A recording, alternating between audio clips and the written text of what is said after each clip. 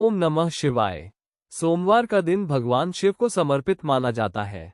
कहा जाता है कि भोलेनाथ अपने भक्तों की भक्ति में कोई भेद नहीं करते। उन्हें न सोने चांदी की आवश्यकता है, न बड़े बड़े भोग की। महादेव तो केवल एक लोटा जल और सच्चे मन से चढ़ाया गया एक बेलपत्र भी स्वीकार कर लेते हैं। लेकिन आज की यह कथा केवल पूजा पाठ की कथा नहीं है। ये कथा है विश्वास की। ये कथा है उस भक्त की जिसने जीवन में कितने ही दुख देखे, लेकिन फिर भी महादेव का नाम लेना नहीं छोड़ा। और कहते हैं, जब भक्त ने आखिरी बार रोकर भोलेनाथ को पुकारा, तब स्वयं महादेव ने उसकी परीक्षा का अंत कर दिया। बहुत समय पहले की बात है। एक सुंदर सा गांव था, शिवपुर। गांव छोटा था, लेकिन वहां के लोगों के मन में भगवान शिव के प्रति बहुत श्रद्धा थी। गांव के बाहर एक प्राचीन शिव मंदिर था। मंदिर बहुत बड़ा नहीं था। पत्थरों से बना हुआ एक छोटा सा गर्भगृह, सामने नंदी महाराज की प्रतिमा और चारों ओर पुराने पीपल और बरगद के पेड़। मंदिर के भीतर एक स्वयंभू शिवलिंग स्थापित था। गांव के बुजुर्ग कहते थे कि यह शिवलिंग बहुत प्राचीन है। कई पीढ़ियों से लोग वहां सोमवार को जल चढ़ाते आए थे। उसी गांव में रहता था एक गरीब किसान, सोमदत्त। सोमदत्त के पास थोड़ी सी जमीन थी। उसी जमीन पर खेती करके वो अपनी पत्नी गौरी और अपने छोटे बेटे माधव का पालन पोषण करता था। सोमदत्त बहुत मेहनती था। वो सूरज निकलने से पहले खेत पर पहुंच जाता और शाम ढलने तक मेहनत करता। लेकिन पिछले 3 वर्षों से उसकी किस्मत जैसे उससे रूठ गई थी। पहले साल वर्षा नहीं हुई। दूसरे साल फसल तैयार हुई तो अचानक आए तेज बारिश ने सब कुछ खराब कर दिया।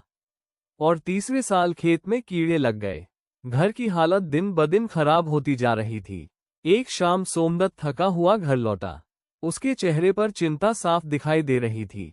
गौरी ने पूछा, क्या हुआ स्वामी? आज आप बहुत परेशान लग रहे हैं। सोमदत्त ने कोई उत्तर नहीं दिया। वो चुपचाप आंगन में बैठ गया। कुछ देर बाद उसने धीमी आवाज में कहा, गौरी, इस बार भी खेत में कुछ नहीं हुआ तो हमारे पास खाने तक के लिए अनाज नहीं बचेगा। गौरी कुछ पल शांत रही। फिर उसने मुस्कुराकर कहा, आप चिंता क्यों करते हैं? सोमदत्त बोला, चिंता न करूं तो क्या करूं? कर्ज बढ़ता जा रहा है। घर में अनाज कम है। बेटे की जरूरतें हैं। मैं मेहनत करता हूं, लेकिन लगता है जैसे भगवान मेरी परीक्षा ले रहे हैं। गौरी ने धीरे से कहा, तो फिर भगवान की शरण में चलिए। सोमदत्त ने उसकी ओर देखा। कहा, गौरी बोली, कल सोमवार है। सुबह हम दोनों महादेव के मंदिर चलेंगे। सोमदत्त ने अपनी खाली हथेलियों को देखा। वो बोला, मेरे पास महादेव को चढ़ाने के लिए कुछ भी नहीं है। गौरी मुस्कुराई। हमारे पास पानी तो है। सोमदत्त चुप हो गया। गौरी ने कहा, महादेव को धन नहीं चाहिए, उन्हें सच्चा मन चाहिए। अगली सुबह सूरज निकलने से पहले ही गौरी उठ गई। उसने घर के छोटे से घड़े से थोड़ा पानी एक पात्र में भरा। फिर आंगन में लगे बेल के पेड़ से 2 बेलपत्र तोड़े। घर में पूजा के लिए फूल भी नहीं थे, लेकिन गौरी ने कहा, आज हम अपने मन के फूल लेकर चलेंगे। सोमदत्त ने बेटे माधव के सिर पर हाथ रखा और पत्नी के साथ मंदिर की ओर चल पड़ा। रास्ते भर दोनों ओम नमः शिवाय का जाप करते रहे। मंदिर पहुंचकर सोमदत्त ने सबसे पहले नंदी महाराज के सामने सिर झुकाया। फिर गर्भगृह में जाकर शिवलिंग के सामने बैठ गया। उसने जल उठाया। उसके हाथ कांप रहे थे। उसने शिवलिंग पर जल चढ़ाया और आंखें बंद कर ली। कुछ क्षण तक वो कुछ बोल नहीं पाया। फिर उसकी आंखों से आंसू निकल पड़े।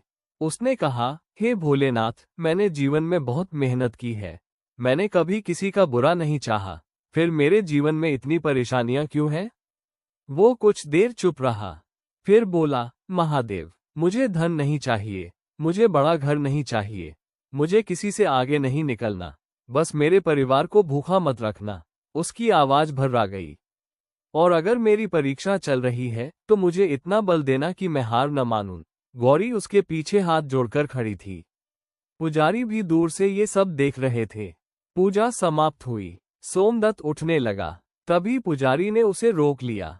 उन्होंने कहा, बेटा, महादेव से क्या मांगा? सोमदत्त ने कहा, महाराज, मैंने अपने लिए कुछ नहीं मांगा। पुजारी मुस्कुराए।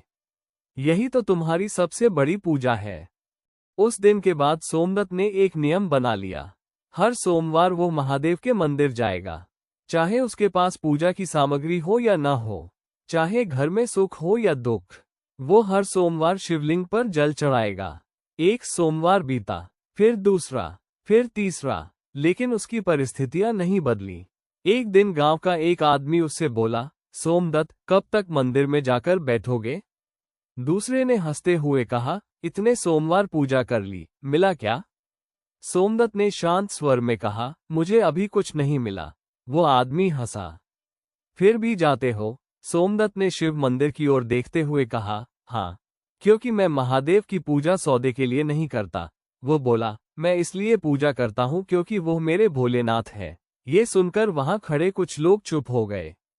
समय बीतता गया। एक दिन गांव में बहुत बड़ा संकट आ गया। आसमान में बादल तो आए, लेकिन बारिश नहीं हुई। तालाब सूखने लगे, कुएं का पानी कम होने लगा, खेतों में दरारें पड़ने लगी। गांव के लोग परेशान हो गए। सोमदत्त का खेत भी सूखने लगा। उस दिन वो खेत के बीच में खड़ा था। उसने आसमान की ओर देखा, फिर दोनों हाथ जोड़कर कहा, महादेव, अब मेरे पास कुछ नहीं बचा, लेकिन आपका नाम अभी भी मेरे पास है। जब तक सांस है, मैं आपको नहीं छोड़ूंगा। उसी समय दूर मंदिर में घंटी बजने लगी, लेकिन मंदिर तो उस समय बंद था। सोमदत्त ने आश्चर्य से मंदिर की ओर देखा। घंटी फिर बजी, टन टन टन। सोमदत्त के मन में एक अजीब सी शांति उतर आई। वो तुरंत मंदिर की ओर चल पड़ा। उसे नहीं पता था कि उस दिन से उसकी जिंदगी बदलने वाली है, क्योंकि अगले सोमवार महादेव उसके सामने एक ऐसी परीक्षा रखने वाले थे जिसमें उसके धन की नहीं, उसके विश्वास की परीक्षा होने वाली थी। और वो परीक्षा ऐसी थी जिसके बाद पूरा गांव जान गया कि सच्चे भक्त का हाथ स्वयं भोलेनाथ थामते हैं। हर हर महादेव। Trident sign. सोमदत्त किस प्रकार लगातार कठिनाइयों के बावजूद हर सोमवार महादेव के मंदिर जाकर जल चढ़ाता था। गांव के लोग उसका मजाक उड़ाते थे, लेकिन सोमदत्त कहता था, मैं महादेव की पूजा किसी सौदे के लिए नहीं करता। वो मेरे भोलेनाथ है। लेकिन अब उसकी परीक्षा और कठिन होने वाली थी। उस दिन खेत में खड़े सोमदत्त ने मंदिर की ओर देखा। उसे बार बार वही घंटी सुनाई दे रही थी, टन टन टन। वो तुरंत मंदिर की ओर चल पड़ा। मंदिर के पास पहुंचकर उसने देखा कि दरवाजा बंद था। उसने पुकारा, पुजारी जी। कोई उत्तर नहीं आया। सोमदत्त ने धीरे से मंदिर का दरवाजा खोला। अंदर कोई नहीं था, लेकिन शिवलिंग के ऊपर रखा एक छोटा सा दीपक जल रहा था। सोमदत्त आश्चर्य में पड़ गया। वो धीरे धीरे शिवलिंग के पास गया और हाथ जोड़कर बैठ गया। उसने कहा, महादेव, क्या यह आपका संकेत है? कुछ क्षण तक मंदिर में बिल्कुल शांति रही। फिर मंदिर के बाहर से किसी वृद्ध व्यक्ति की आवाज आई, बेटा। सोमदत्त ने पीछे मुड़कर देखा। मंदिर के द्वार पर एक वृद्ध साधु खड़े थे। लंबी दाढ़ी, माथे पर भस्म और हाथ में कमंडल। वह धीरे धीरे अंदर आए। उन्होंने शिवलिंग को प्रणाम किया और सोमदत्त के पास बैठ गए। साधु ने पूछा, बहुत चिंतित हो? सोमदत्त ने सिर झुका लिया। हाँ बाबा, किस बात की चिंता है? सोमदत्त बोला, घर में अनाज नहीं है, खेत सूख रहा है, कर्ज बढ़ रहा है, लेकिन सबसे ज्यादा चिंता अपने परिवार की है। साधु मुस्कुराए। उन्होंने कहा, अगर तुम्हें विश्वास है कि महादेव तुम्हारे साथ है, तो डर किस बात का? सोमदत्त ने कहा, विश्वास तो है बाबा, लेकिन मनुष्य हूँ, कभी कभी मन डर जाता है। साधु बोले, डरना गलत नहीं है बेटा। डर के बावजूद सही रास्ते पर चलते रहना ही भक्ति है। ये कहकर साधु उठे। जाते जाते उन्होंने कहा, अगला सोमवार बहुत महत्वपूर्ण होगा। सोमदत्त ने पूछा, क्यों बाबा? लेकिन साधु बिना उत्तर दिए मंदिर से बाहर निकल गए। सोमदत्त कुछ देर तक उन्हें देखता रहा। फिर उसने शिवलिंग की ओर देखा। महादेव, ये कौन थे? अगला सोमवार आ गया। सुबह से ही आसमान पर काले बादल छाए हुए थे। गौरी ने घर में बचा हुआ थोड़ा सा आटा निकाला। उसने पति से कहा, आज घर में बस इतना ही अनाज है। सोमदत्त कुछ पल चुप रहा। फिर वो व्यापारी के पास गया। उसने कहा, मैं अपनी जमीन गिरवी नहीं रखूंगा। व्यापारी हंस पड़ा। तो अपने परिवार को क्या खिलाओगे? सोमदत्त ने शांत स्वर में कहा, मेहनत करूंगा, रास्ता खोजूंगा, लेकिन अपने पिता की जमीन मजबूरी में नहीं दूंगा। व्यापारी चला गया। गांव वाले सोमदत्त को मूर्ख समझने लगे, लेकिन गौरी ने उसके कंधे पर हाथ रखा। आपने जो किया सोचकर किया होगा। सोमदत्त ने कहा, गौरी, मुझे नहीं पता मैंने सही किया या गलत, लेकिन मुझे विश्वास है कि महादेव रास्ता दिखाएंगे। उसी रात अचानक तेज हवा चलने लगी। आसमान में बादल घिर आए। गांव वाले अपने घरों से बाहर निकलकर आसमान देखने लगे। फिर बिजली चमकी, गरजना शुरू हुआ, लेकिन बारिश नहीं हुई। सोमदत्त मंदिर के सामने बैठा था। उसने हाथ जोड़कर कहा, भोलेनाथ, अगर मेरी परीक्षा है तो मुझे शक्ति देना। तभी मंदिर के पीछे से पानी की हल्की आवाज सुनाई दी। सोमदत्त ने ध्यान से सुना। छप छप, वो उठकर पीछे गया। वहां जमीन पर एक जगह पानी जमा था। उसने मिट्टी हटाई, नीचे से नमी महसूस हुई। उसने पुकारा, गांव वालों, यहां आइए। सब लोग वहां पहुंचे। उन्होंने मिट्टी हटानी शुरू की। जितना खोदते गए उतनी ही नमी बढ़ती गई, और कुछ देर बाद जमीन के भीतर से पानी की एक पतली धारा निकल आई। गांव वाले खुशी से चिल्ला उठे, पानी, पानी मिल गया। लेकिन सोमदत्त वहीं खड़ा शिव मंदिर की ओर देख रहा था। उसकी आंखों में आंसू थे। उसने हाथ जोड़कर कहा, महादेव, आपने मुझे धन नहीं दिया, आपने मुझे रास्ता दे दिया। लेकिन कथा यहीं समाप्त नहीं हुई थी। अगली सुबह जब गांव वाले उस जलधारा को साफ करने पहुंचे, उन्हें जमीन के भीतर एक पुराना पत्थर मिला। उस पत्थर पर शिवलिंग का चिन्ह बना हुआ था। गांव का पुजारी उसे देखकर स्तब्ध रह गया। उसने कहा, यह साधारण पत्थर नहीं है, यह उसी प्राचीन शिव मंदिर से जुड़ा हुआ प्रतीत होता है। सोमदत्त ने मंदिर की ओर देखा, और तभी उसे याद आया, वृद्ध साधु ने कहा था, अगला सोमवार बहुत महत्वपूर्ण होगा। लेकिन वो साधु आखिर थे कौन, और क्यों हर बार वही साधु सोमदत्त की परीक्षा के समय प्रकट होते थे? सोमदत्त को इसका उत्तर अभी नहीं मिला था। उसे नहीं पता था कि अगले सोमवार। सोमदत्त ने अपनी पुश्तैनी जमीन गिरवी रखने से इनकार कर दिया, और उसी रात उसके खेत के पास जमीन से जलधारा निकल आई। गांव वालों को एक प्राचीन पत्थर भी मिला, जिस पर शिवलिंग का चिन्ह बना हुआ था। लेकिन सबसे बड़ा रहस्य अभी बाकी था। वो वृद्ध साधु आखिर कौन था? अगली सुबह पूरा गांव उस जलधारा के पास इकट्ठा हो गया। लोगों के चेहरों पर खुशी थी। कई दिनों से सूखे खेतों में अब पानी पहुंचने की उम्मीद जाग चुकी थी। सोमदत्त ने सबसे पहले उस पानी को अपने हाथ में लिया। उसने माथे से लगाया और कहा, यह महादेव की कृपा है। गांव का मुखिया बोला, सोमदत्त, ये पानी तुम्हारे खेत के पास निकला है। तुम चाहो तो इसका उपयोग केवल अपने खेत के लिए कर सकते हो। सोमदत्त ने तुरंत कहा, नहीं। सब उसकी ओर देखने लगे। वो बोला, ये पानी केवल मेरा नहीं है। जब पूरा गांव प्यासा है, तो इस जल पर मेरा अकेले का अधिकार कैसे हो सकता है? उसने प्रस्ताव रखा कि पानी को एक छोटी नहर के माध्यम से गांव के सभी खेतों तक पहुंचाया जाए। गांव वालों ने मिलकर काम शुरू कर दिया। कई दिनों की मेहनत के बाद पानी खेतों तक पहुंचने लगा। सूखी मिट्टी धीरे धीरे नम होने लगी। लोगों के चेहरे पर फिर से मुस्कान आने लगी।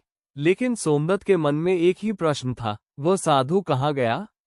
उस शाम सोमदत्त मंदिर पहुंचा। उसने शिवलिंग पर जल चढ़ाया। फिर बोला, महादेव, अगर वो साधु आपका दूत था तो आज उसे मेरे सामने भेज दीजिए। मंदिर में शांति थी। अचानक बाहर से किसी के कदमों की आवाज आई। सोमदत्त ने पीछे मुड़कर देखा। वही वृद्ध साधु मंदिर के द्वार पर खड़े थे। सोमदत्त तुरंत उनके चरणों में बैठ गया। बाबा, आप कहाँ चले गए थे? साधु मुस्कुराए। जहां तुम्हें मेरी आवश्यकता नहीं थी, वहां मैं क्यों रुकता? सोमदत्त ने कहा, लेकिन आपने मुझे रास्ता दिखाया।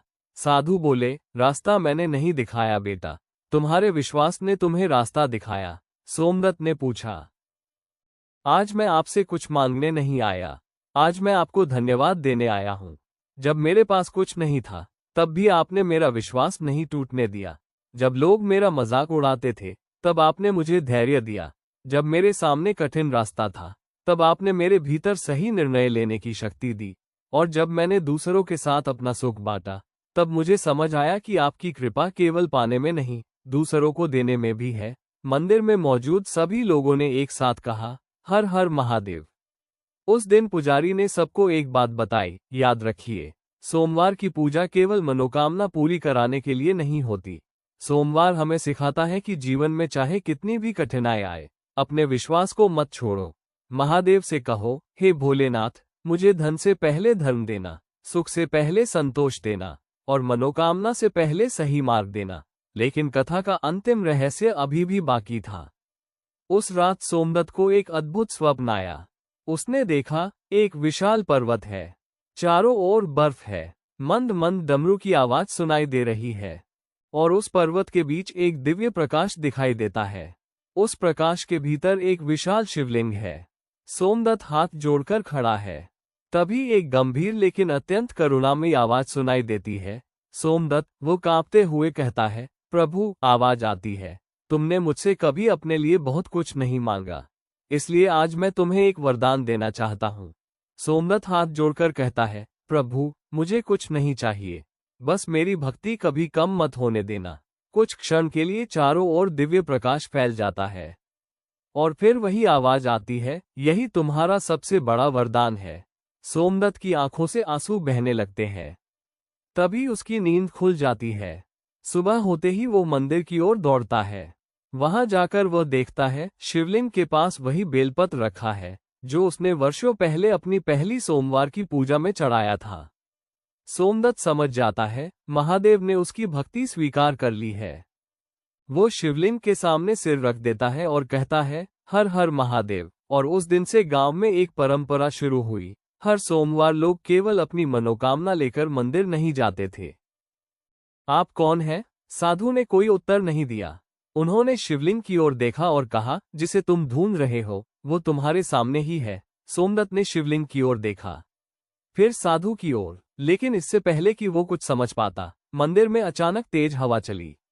दीपक की लौ एक पल के लिए बहुत तेज हुई और जब सोमदत्त ने दोबारा सामने देखा, वहां कोई साधु नहीं था। सोमदत्त स्तब्ध रह गया। उसने पूरे मंदिर में देखा, कोई नहीं था। वो बाहर भागा, लेकिन साधु कहीं दिखाई नहीं दिए। उसकी आंखों से आंसू निकल पड़े। वो मंदिर की सीढ़ियों पर बैठ गया। उसने कहा, महादेव, क्या वो आप थे? उसका मन भीतर से जैसे उत्तर दे रहा था, भक्त, जहां सच्ची श्रद्धा होती है वहां मैं दूर नहीं होता। कुछ दिनों बाद गांव में वर्षा हुई। सूखी धरती पर पानी बरसने लगा। खेत हरे होने लगे। सोमदत्त की फसल भी अच्छी होने लगी। गांव के लोग खुश थे। जिस व्यापारी ने उसकी जमीन गिरवी रखने का प्रस्ताव दिया था, वह भी गांव में आया। उसने सोमदत्त से कहा, मैंने तुम्हें मजबूर समझा था, लेकिन आज समझ आया कि तुम्हारा विश्वास तुम्हारी सबसे बड़ी ताकत है। सोमदत्त मुस्कुराया, भाई, ताकत मेरी नहीं थी, मैं तो बस महादेव का नाम लेता रहा। कुछ महीने बाद फसल तैयार हो गई। सोमदत्त के घर में वर्षों बाद अनाज से भरी बोरियां आईं। गौरी की आंखों में खुशी के आंसू थे। छोटा माधव खुशी से बोला, बाबा, अब हमारे घर में बहुत सारा अनाज है। सोमदत्त ने बेटे को गले लगा लिया। फिर उसने कहा, बेटा, यह अनाज केवल हमारी मेहनत से नहीं आया, इसमें महादेव की कृपा भी है। गौरी ने पूछा, अब आप क्या करेंगे? सोमदत्त ने कहा, सबसे पहले महादेव के मंदिर में अन्न चढ़ाऊंगा, लेकिन पुजारी ने उसे रोक दिया। उन्होंने कहा, बेटा, मंदिर में अन्न चढ़ाने से पहले गांव के उन लोगों को भोजन करा दो जिनके घर में अभी भी अनाज नहीं है। सोमदत्त मुस्कुराया। उसने अपनी फसल का एक बड़ा हिस्सा गरीब परिवारों में बांट दिया। उस दिन गांव के कई घरों में चूल्हे जले। बच्चों के चेहरों पर खुशी आई और सोमदत्त के मन में एक गहरी शांति उतर गई।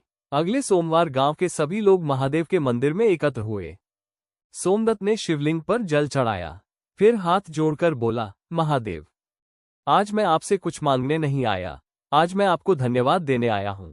जब मेरे पास कुछ नहीं था, तब भी आपने मेरा विश्वास नहीं टूटने दिया।